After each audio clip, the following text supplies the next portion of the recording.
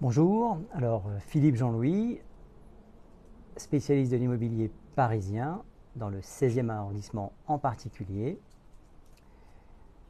Je vous invite à retrouver l'intégralité de ce live sur YouTube, sur la chaîne YouTube Philippe Jean-Louis Paris 16, ou sur le podcast que j'ai mis en place il y a quelques jours, puisque je reprends l'intégralité de ce petit live, puisqu'il va durer 40 minutes. N'hésitez pas à poser toutes vos questions qui concernent l'immobilier. Alors, et j'espère que vous m'entendez bien. Alors bonjour bonjour à ceux qui nous rejoignent. Et donc l'idée c'est de répondre à toutes vos questions qui concernent l'immobilier de près ou de loin. Alors on va voir si on arrive à inviter.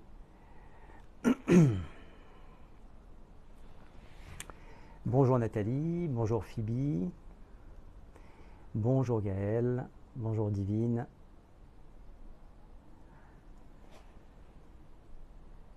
Donc il est 11h33, on reste ensemble 40 minutes. Ce sera très bien comme ça. Ce sera très bien comme ça.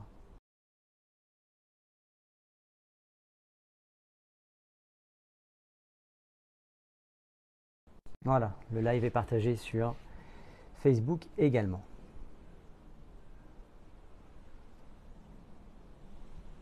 Alors ce sera le live du lundi, je ne sais même plus quel jour on est. Donc pour ceux qui nous rejoignent, ici on va parler que d'immobilier.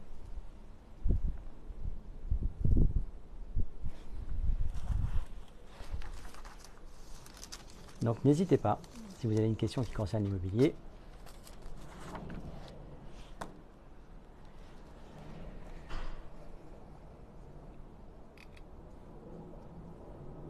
Et n'hésitez pas à me dire de quelle région vous êtes. Toujours intéressant de voir où est diffusé le live via TikTok. Bonjour Philippe, bonjour Yanis. Xavier, quoi particulièrement dans l'immobilier, un thème précis? Non, alors le thème en fait des lives, parfois il y a un thème et parfois le thème il apparaît en fonction de vos questions. Salut lui approuvé. Voilà, donc ça peut être la thématique du crédit, qu'est-ce que vous pensez de l'immobilier? Est-ce que c'est le bon moment, pas le bon moment? Est-ce que vous avez une problématique particulière d'assurance, de gestion locative? Et je vous réponds avec mes 24 ans d'expérience. Et parfois, on a la chance d'avoir d'autres professionnels de l'immobilier, ou pas d'ailleurs, qui ont... Bonjour Jean-François, je n'avais pas vu ton bonjour. Bonjour Naïma, Joël. Donc voilà Xavier de Nantes.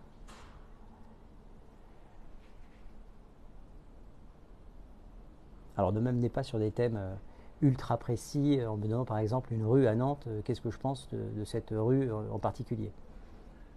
Je pourrais répondre évidemment de façon générique, mais pas ultra précise, sauf si c'est dans le 16e arrondissement.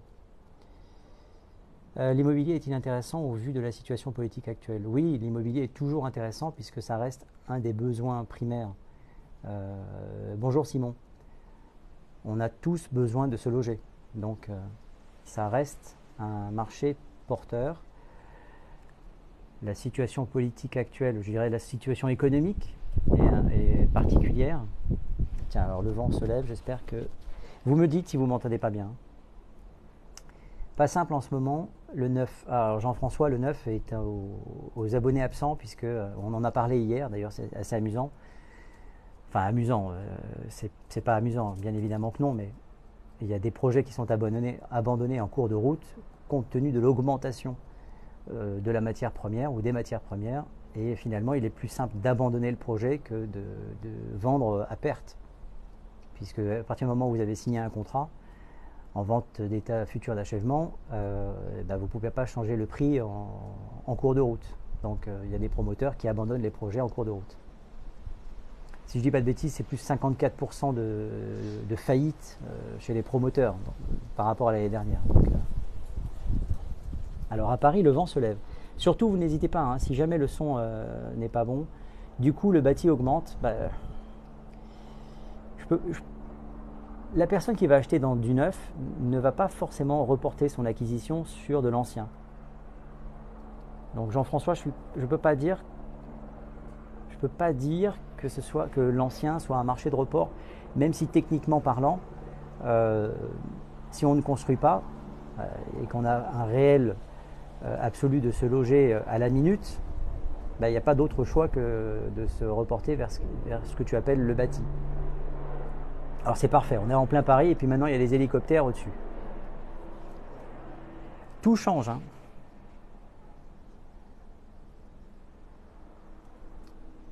Encourage ses spectateurs à partager ton live et invite plus d'amis. C'est bien parce qu'en plus on a des conseils de TikTok. Donc je vous encourage à partager le live.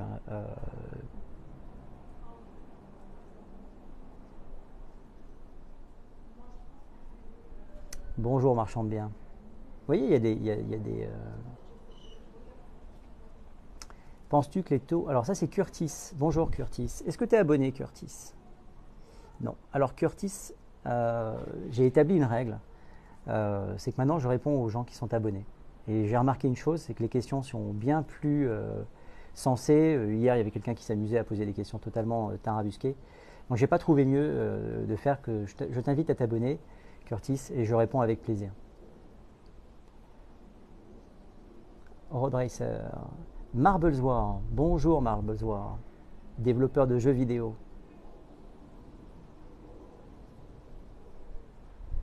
Donc la règle du live, hein, je ne sais pas comment je vais faire pour la marquer. Je vois du côté de l'Auvergne les prix augmenter de façon... alors Jean-François, j'avais pas fait attention, tu n'es pas abonné non plus, donc je vais d'abord répondre à la question de Curtis. Alors Curtis, est-ce que les taux vont baisser? Sincèrement, tout ce que j'entends de la part de professionnels du crédit, les taux devraient continuer d'augmenter jusqu'à au moins la fin de l'année. Voilà. Donc si vous êtes en train de vous dire je vais attendre que ça baisse, vraisemblablement vous n'achèterez jamais. Donc lancez-vous avec des taux aujourd'hui qui vous semblent, vous. Ce qui est important, c'est votre ressenti. Donc lancez-vous avec un taux qui vous semble élevé, et si d'aventure, dans quelques années, les taux baissent, vous renégocierez votre taux à la baisse. Voilà, donc le taux n'est pas en soi, à mon sens, un frein à un investissement. Sauf si c'est de l'investissement locatif et que vous avez fait des calculs dans tous les sens et que vous avez besoin que ce soit ultra précis. Merci Curtis. D'ailleurs, tiens, ce que je vous propose, hein, c'est que ceux qui vont poser une question, marquez abonné juste avant, et puis on va gagner du temps comme ça. Je veux pas fermer le live aux abonnés, puisque ça permet de découvrir. Hier, on a découvert une dame, une professionnelle de l'immobilier en Suisse, et c'est toujours intéressant de pouvoir partager des expériences différentes. Alors, Alors, Marbleswar, qui est abonné, et je te remercie, est-il possible de commencer légalement les travaux avant l'acte authentique? Alors, on peut tout envisager, mais ça représente un risque. Quel est le risque? Imaginons que tu commences les travaux et puis que tu ouvres, par exemple, en général quand on fait des gros travaux et quand on est pressé, on va toucher à la structure des murs porteurs, pas des murs porteurs, peu importe, mais on va peut-être abattre des murs, etc. Imaginons que le propriétaire fasse un caprice et décide de ne plus vendre. Alors évidemment, il est contraint, on va lui demander de rembourser, de dédommager l'acquéreur à hauteur du dépôt de garantie de 10%, d'accord? Mais est-ce que le risque vaut la chandelle? Je ne pense pas. Donc mon conseil, c'est de jamais entamer des travaux avant la signature de l'acte authentique. Jamais, jamais, jamais.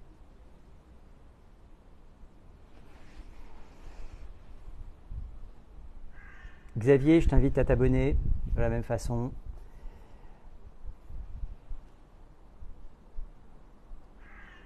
Polo45, je t'invite à t'abonner également. Donc c'est simple, hein, vous posez une question, marquez juste abonné et puis et je vous réponds direct. Bonjour judoka. En dehors du conseil avisé, merci. C'est quand même possible. Alors techniquement, oui, bien sûr. Euh, Techniquement, oui, c'est possible.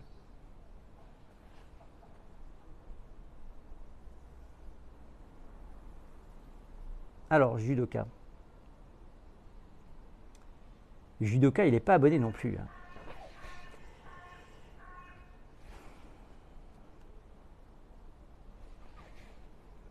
Merci pour ta réponse. Marblezwar, c'est le concept de ce live. Et pour ceux qui s'inquiètent et qui se disent non mais ce type-là il travaille jamais, je vous suis, bah écoute, judoka, je ne pense pas que tu me suives, mais je te suis. Vérifie, tu verras. Donc judoka, moi je dis effectivement pas de travaux. Évidemment c'est possible, on peut tout imaginer.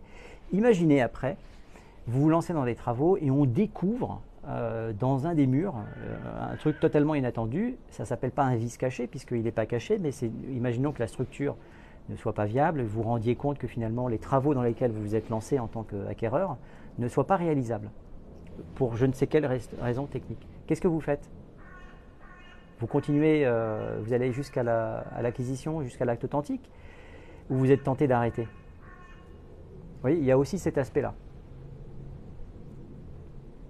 Alors, Tom, suivre en retour. Donc, judoka, je te confirme que tu ne me suis pas, puisque là, je vais suivre en retour Tom, qui a la gentillesse de s'abonner.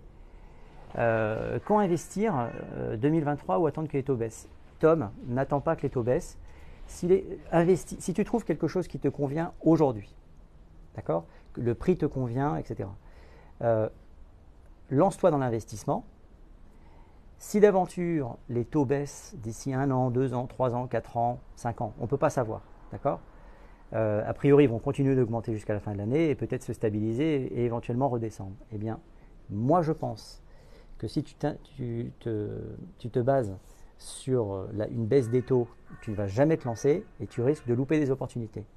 Si les taux baissent, tu renégocieras ton taux à la baisse. Et ça, c'est pratiquement automatique.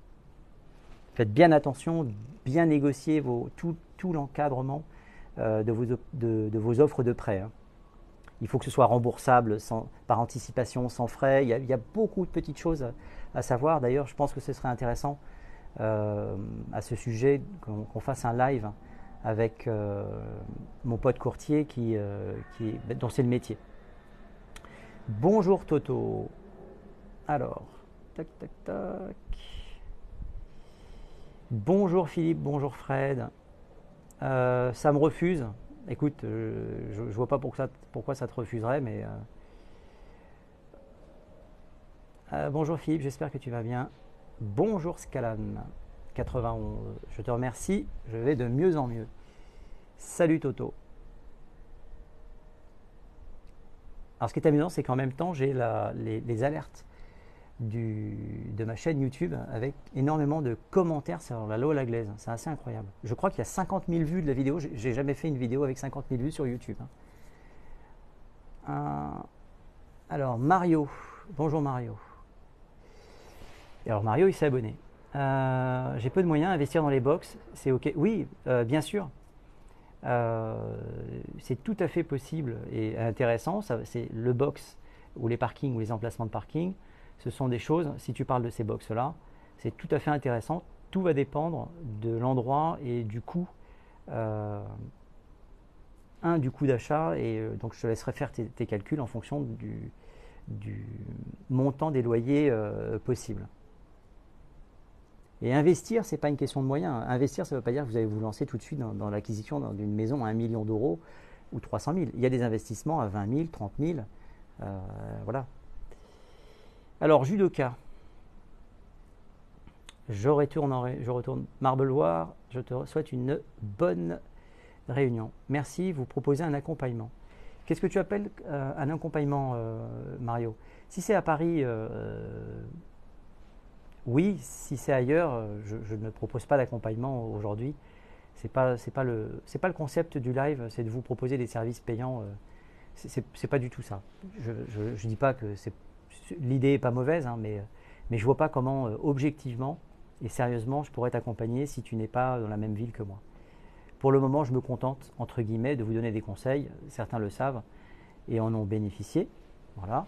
Et en général, ils sont plutôt reconnaissants. Voilà. Donc Mario, voilà ma réponse pour toi.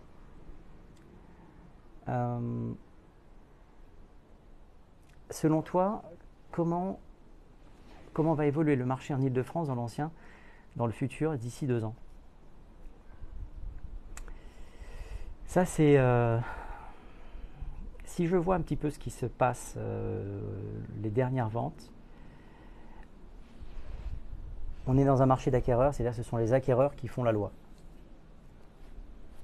Donc, si les propriétaires écoutent les conseils des professionnels qui sont autour d'eux, les vrais et les bons professionnels qui ne travaillent pas pour leur commission, mais pour la satisfaction de leurs clients, ça semble un petit peu un cliché ce que je suis en train de vous dire, mais c'est réellement le cas. Méfiez-vous, il n'y a pas que des gens bien dans mon métier. Pour moi, l'immobilier, d'ici 2 ans, marché Île-de-France, il n'y a pas de raison que ça baisse, puisqu'il y a une demande qui est quand même très forte. Si vous mettez vos biens au prix, ils partiront. Il y a des ventes et des transactions tous les jours, malgré toutes les annonces de catastrophes. Il y a des gens qui n'ont pas peur de se lancer dans des projets d'investissement. Donc tant qu'on a des gens qui achètent, c'est parfait. Je vais regarder les vidéos. Mario, je t'en prie, hein, la chaîne est là. En fait, le concept, c'est que je remets à chaque fois l'intégralité du live sur YouTube. Django, je t'invite à t'abonner. Alors, Connor, merci Connor de t'être abonné. Denis Mangin, bonjour. Il est 11h49. On a encore bonjour Blinis. Bonjour Blinis. Alors, tu as atteint le niveau 12, je ne sais pas ce que ça veut dire, mais en tout cas, je te remercie. Coucou. Linda nous a rejoint. Ah, sympa, regardez ça. Merci. Merci pour le cœur sur moi. Alors, Bad Boy nous a rejoint. Alors, pour ceux qui viennent d'arriver, je me permets de redonner les règles. Dorénavant, si vous voulez poser une question, vous vous abonnez. Je donne vraiment la priorité aux abonnés. Salut Philippe, location de mobil-home, t'en penses quoi? Alors ça c'est Maël. Maël, je t'invite à t'abonner. C'est amusant hein, parce que je vous assure qu'on a tous à y gagner. Hein. Maël. Alors Maël, du coup, suit... alors, la location de mobil-home, j'en pense quoi? Alors c'est amusant ce que tu dis, puisque tout à l'heure je lisais un article. Alors attendez, je vais répondre à Franck Sadoun. On doit aller faire un dossier de diagnostic technique et j'ai pas eu la gardienne. Donc, salut Philippe. Alors, donc aux États-Unis, il y a vraiment une crise du logement et les gens finissent dans des mobil-homes, des caravanes, etc. le long des routes. C'est un truc complètement dément. Qu'est-ce que j'en pense? Alors, dans le marché parisien, c'est pas quelque chose, c'est pas une chose à laquelle je suis confronté. Donc, j'ai pas d'avis préconçu sur la location de mobil-home. Maël, je sais pas quoi te dire. Encore une fois, je suis parisien et j'ai pas de confrères, j'ai personne qui m'ait un jour dit tiens, je me lance dans la location de mobil-home. Pour moi, c'est un marché comme un autre. S'il y a une demande, pourquoi pas? Ça, c'est une réponse générique, vous voyez. Donc, si vous m'amenez dans des terrains qui sont ultra spécifiques et la location de mobil-home, j'avoue, là, je suis totalement béotien. Muriel, bonjour Muriel. Nacha Garonne, bonjour. Alors a priori vous m'entendez bien. Alors ça m'amuse parce que j'ai quand même acheté des micros et finalement j'aurais dû commencer par acheter un truc à 14 € et finalement le son m'a l'air pas mauvais du tout.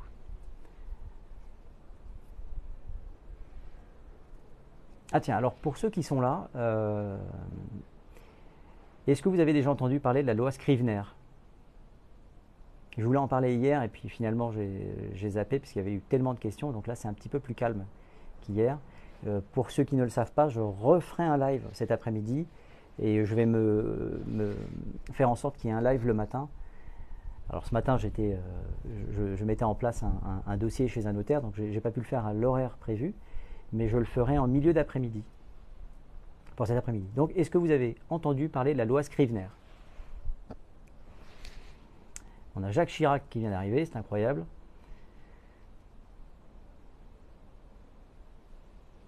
Non. Alors Sylvain, merci de ta réponse. Donc la loi Scrivener, c'est une loi qui vous protège lorsque vous souscrivez, entre autres, un crédit, d'accord, de toutes sortes, et n'échappe pas à la règle, le crédit immobilier.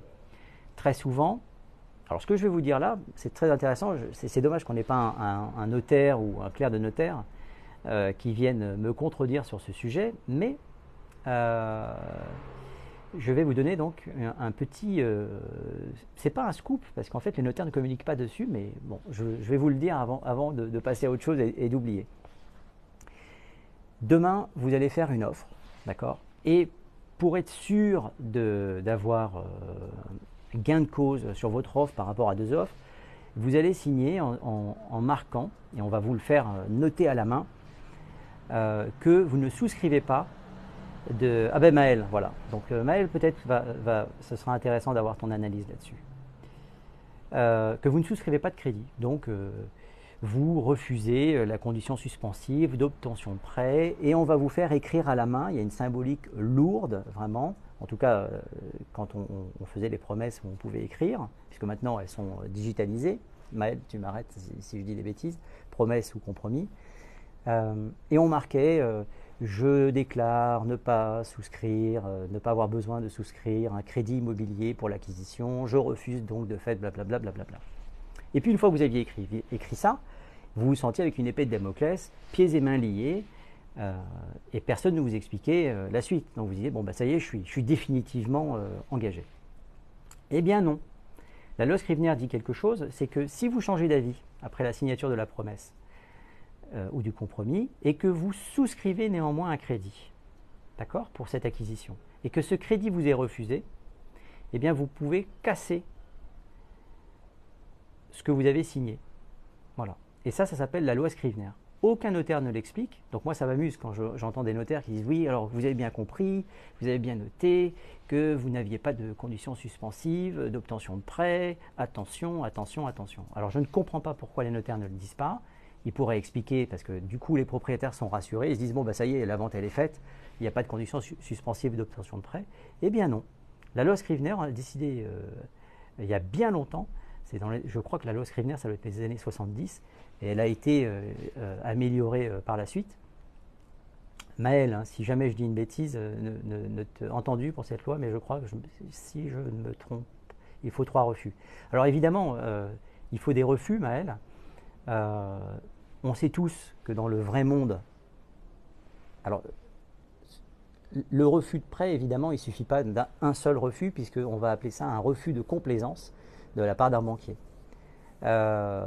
Donc, il faut 3 refus, bien évidemment. Mais la loi Scrivener, mettez ça dans votre tête, et lorsque l'on va vous demander, ou un agent immobilier foireux va vous dire non, mais de toute façon, il ne faut pas de conditions suspensives, sinon vous n'aurez pas le bien. Et je pèse mes mots, eh bien, signez et utilisez la loi Scrivener pour vous sortir ou vous dédire. Et évidemment, il ne s'agit pas de faire n'importe quoi. On peut demander. Alors, ce n'est pas 3 refus. 2 refus suffisent. Et il y a même des notaires qui sont des vrais blaireaux. Il y en a un qui n'est pas très loin, qui est parisien. Qui s'est carrément fourvoyé avec une de mes clientes. Les clients avaient obtenu un refus de prêt de complaisance, d'accord? Et ça, c'était quand même fantastique. Et quand j'ai reçu, moi, le refus, j'ai été regarder tout simplement le document qui avait été édité. La société n'existait plus depuis 1 an. Et le notaire dit non, mais c'est pas grave, ça n'a aucune importance. Vous voyez le niveau de certains notaires. Je ne mets pas... Comme dans ma profession, 95% des gens sont incompétents.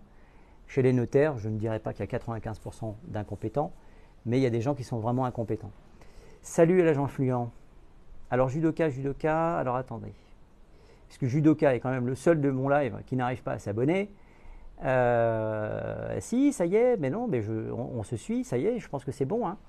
Alors, la loi Scrivener, c'est surtout pour les acquéreurs. Puisque c'est l'acquéreur qui va déclarer qu'il ne prend pas de crédit immobilier pour faire son acquisition. Voilà. Et merci de t'être abonné, Judoka.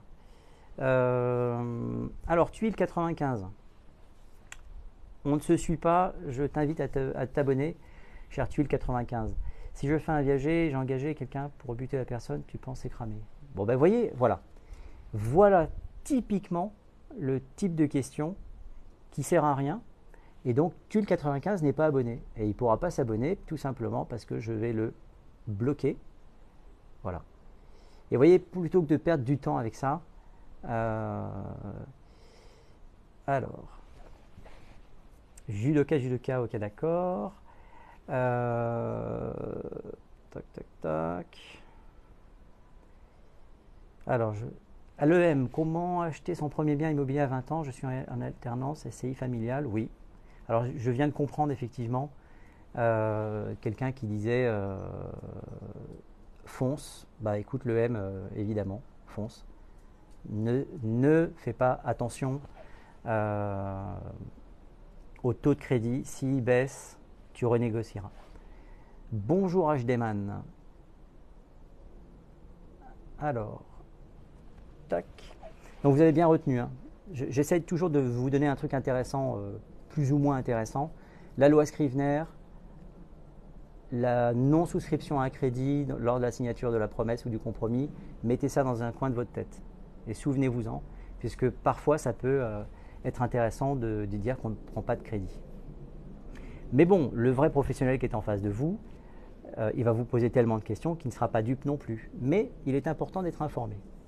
Moi, ce que je prône, c'est l'information. Et d'ailleurs, le conseiller immobilier, il a une obligation d'information. Alors, 11h59, il nous reste encore 2 minutes.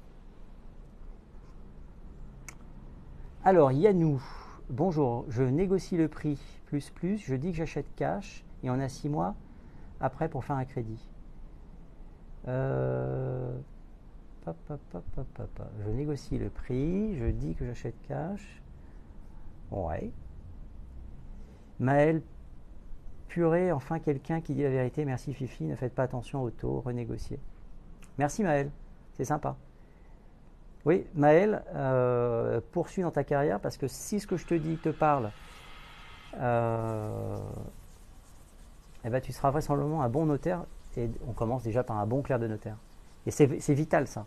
Si vous avez une étude, quand vous allez chez un notaire qui s'occupe de rien et qui délègue tout au clerc, vous êtes dans les mains des clercs de notaire. Et je peux vous dire, je ne vais pas donner son nom, mais vraiment ça m'énerve parce que la façon dont elle s'est occupée de ma cliente, limite à se foutre de sa gueule, lorsqu'elle avait des problèmes de vices cachés ou de dol dans une acquisition, je peux vous dire que, d'ailleurs c'est pas compliqué, je vais me la faire sur Google en fait. Vous savez, moi, si je fais mal mon travail, il est normal que j'ai des avis négatifs. Je les assume. Tout le monde a droit à l'erreur. Mais, alors, Yannou, j'ai pas très bien compris ce que tu dis. Il est encore rouge. Donc normalement, je pense que vous ne m'entendez pas. Alors là, c'est passé au jaune. Donc je pense que vous allez... Ça y est, c'est vert, c'est revenu. Donc Yannou, je ne comprends pas cette histoire de 6 mois pour faire un crédit. Yannou, tu vas négocier. Si tu es tombé sur quelqu'un comme moi, cette supercherie entre guillemets ne marchera pas, puisque moi je suis là pour protéger mon vendeur. Donc je vais bien valider ton financement. Si c'est quelque chose d'un petit peu utopique, ça ne passera pas avec moi. Mais tu n'as jamais 6 mois pour faire un crédit. C'est entre la promesse et l'acte authentique, il ne passe pas 6 mois. En moyenne, c'est 3 mois. Alors, peut-on faire une offre supérieure au prix pour avoir plus de chances pour acquérir un bien? Alors Fred 007, c'est interdit par la loi ça. C'est-à-dire que moi, le dol c'est très grave quand même. Oui, oui, Blinis, absolument. Donc Fred 007, pour faire une offre, non, le professionnel de l'immobilier n'a absolument pas le droit de faire ça. Entre particuliers, pourquoi pas, mais faire de la surenchère sur un mandat, c'est strictement interdit. Ça vaut un signalement à la DGCCRF. Donc si demain vous avez un professionnel de l'immobilier ou quelqu'un qui se prétend professionnel de l'immobilier qui vous dit bah, écoutez, moi j'ai déjà une offre à 500 000, mais c'est le prix du mandat, mais si vous faites 10 000 de plus, vous l'avez, eh bien sachez que le prix du mandat, commission incluse, c'est une chose qui est très importante. Imaginons que ce soit 500 000 euros le prix de vente et qu'il y ait 2,5% TTC d'honoraires à l'intérieur, c'est-à-dire 12 500 euros. C'est le montant de mes commissions, ça.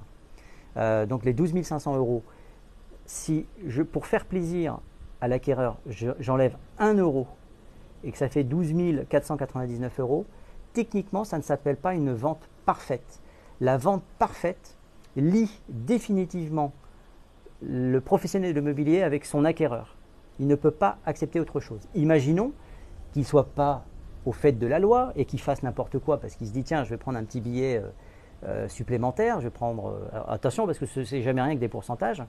Eh bien, le premier qui a fait l'offre au prix va tout simplement lui envoyer un recommandé, prendre un huissier, écrire au notaire, faire tout ce qu'il peut pour officialiser les choses, et vous êtes tenu et vous ferez respecter le contrat. Le contrat qui a été signé entre le propriétaire et le professionnel de l'immobilier, il y a un prix qui est bien déterminé avec un montant de commission qui est déterminé. Si le prix et la commission sont atteints, ça s'appelle la vente parfaite. C'est strictement interdit de vendre à quelqu'un d'autre. Si jamais il le faisait, il vous doit un dédommagement. Donc Billy, je ne t'invite pas à monter sur le live. Alors, en fait, Franck va me rejoindre. Donc on fera une petite coupure et puis vraisemblablement on fera un petit live avec Franck Sadoun pour parler de diagnostic de performance énergétique, etc. Vous voyez les aléas. Les aléas, ça fait partie du métier. Fred007, merci pour l'information Philippe, j'avais lu le contraire. Alors faites attention à ce que vous lisez parce que parfois il faut savoir l'interpréter. Là, je crois que j'ai une guêpe ou je sais pas quoi qui me tourne autour. Alors, attendez.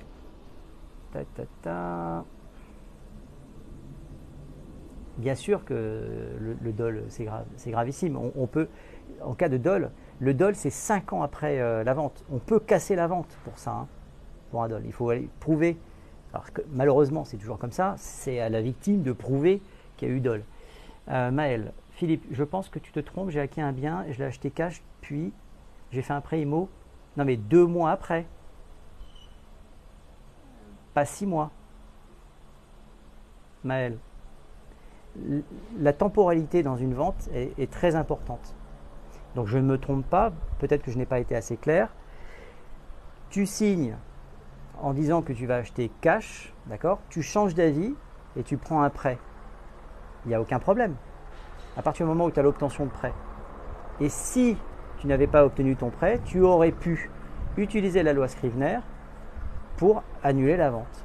Si tu avais eu 2 refus. Voilà. Et pourquoi on demande 2 refus? Parce qu'on connaît tous un banquier qui est prêt. Alors j'espère que l'hélicoptère qui est en train de passer, je ne sais pas ce qui se passe, au-dessus de ma tête ne vous gêne pas au niveau du son. Mais je me suis mal exprimé, mais on dit la même chose là, Maël.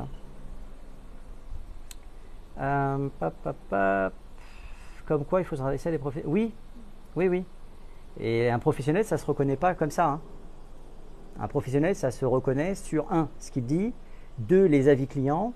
Alors vous avez ImmoAdvisor en ce qui me concerne, ce sont des avis clients certifiés, et vous avez les avis Google. Mais bon, quelqu'un m'a gentiment dit, oui, mais tu peux demander à ta mère, bon, il ne connaît pas ma mère, je pense, de mettre un avis Google en disant, mon fils, c'est le meilleur. Bon, alors si vous lisez mon fils est le meilleur, c'est pas crédible.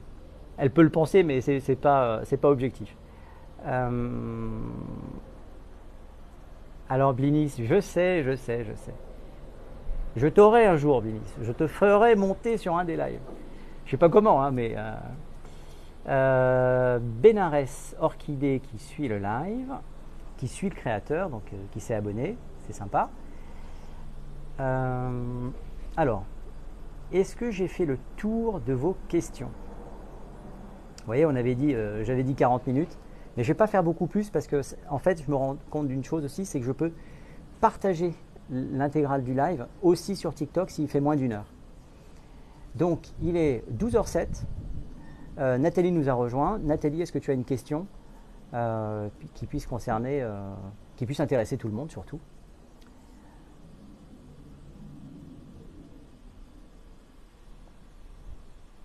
Fatia.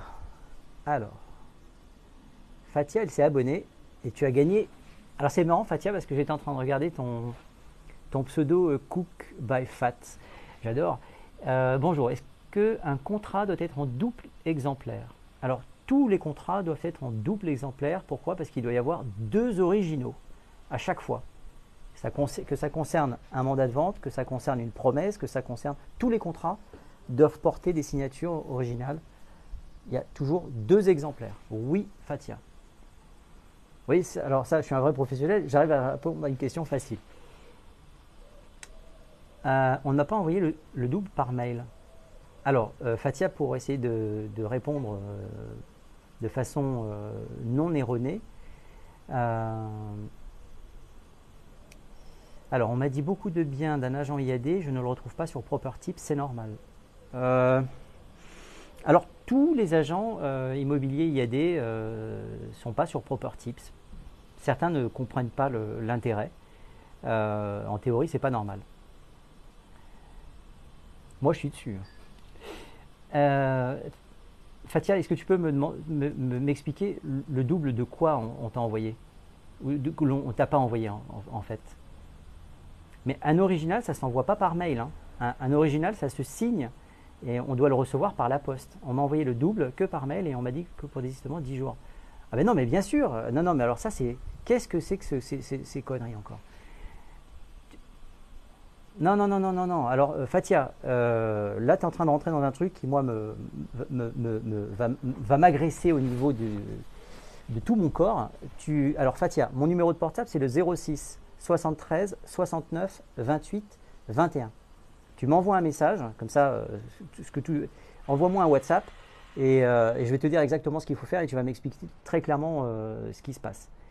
C'est quoi ProperTips? Florian, ProperTips, c'est un logiciel que j'utilise et qu'on utilise chez IAD pour faire de l'apporteur d'affaires. Voilà, on rémunère nos apporteurs d'affaires via une application qui s'appelle ProperTips. Voire même nos propriétaires, lorsqu'on leur offre, si on a envie de faire un geste, on peut leur faire une rétrocession de nos propres honoraires sur leur propre vente.